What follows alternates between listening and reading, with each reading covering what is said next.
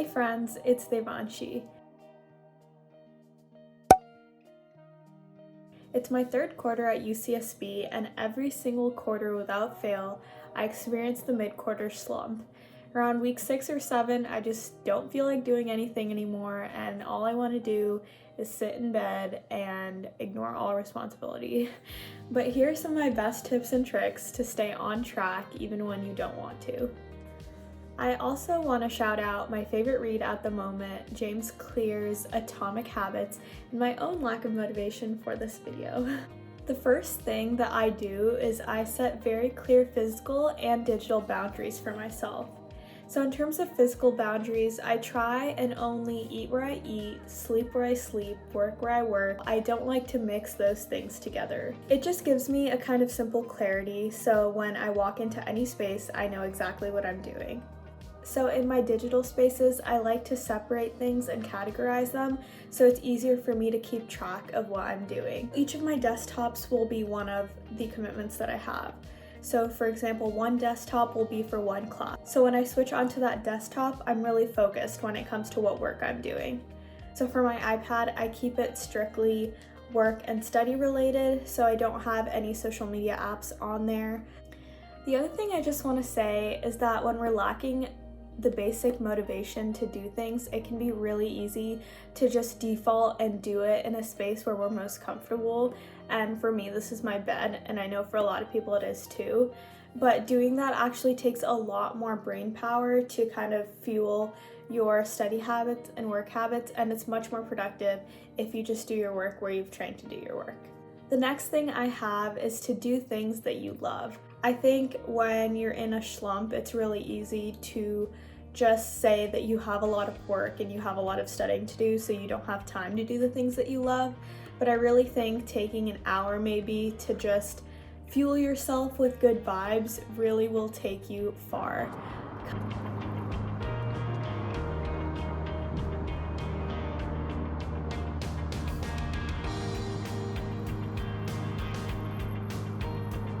The third thing I have is to build in time for social interaction. So whether you're an extrovert or introvert, humans are social creatures, and we really need other people to survive and thrive. I know it's quarantine right now, so it's kind of harder to do this, but make sure you're building in time to FaceTime your friends, either to just chat or over a meal, or even to do something silly like play Scribble.io. It really just helps fuel you and feel fulfilled and ready for the next task that you might have. I also would say to set a specific time for where you stop working. With quarantine, it's really easy to kind of blend the lines between work and home, so I think setting a specific time every night where you stop working could be very beneficial. Number 4 is to understand that not every day is going to be the same, and that that's completely okay. I think that it's important to cut ourselves a little slack and give ourselves time to just do nothing sometimes, because honestly, that's what we need. We don't have to use every single moment of free time to be productive. Number 5, plan in a way that works for you.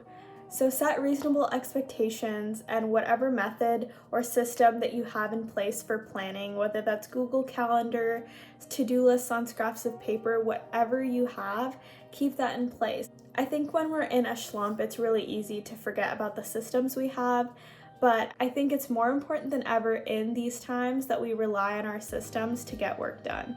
To quote our friend James Clear, many people think they lack motivation when what they really lack is clarity. It is not always obvious when and where to take action. Some people spend their entire lives waiting for the time to be right to make an improvement. In short, the right time is now, so know when and where to take action and make it obvious for yourself by sticking to your systems. One of my most favorite YouTubers, Rowena Sai, recently uploaded a video on how to set systems. I think it's genius, so I'll link it down below. And the last tip I have is to make your work very, very visible. So if you're trying to accomplish a set of tasks in the day, I would highly recommend to write them down in a place where it's very visible to you, so it's kind of a constant or subconscious reminder to get those things done. You can even say them out loud or tell a friend, because when you're doing this, you're already verbally committing to the task, so it's much easier to actually accomplish it. So I hope these tips help in your mid-quarter slump adventures. Those are all the tips I have for you today. These worked for me, so I'm hoping that they will help someone out there. And don't forget to subscribe.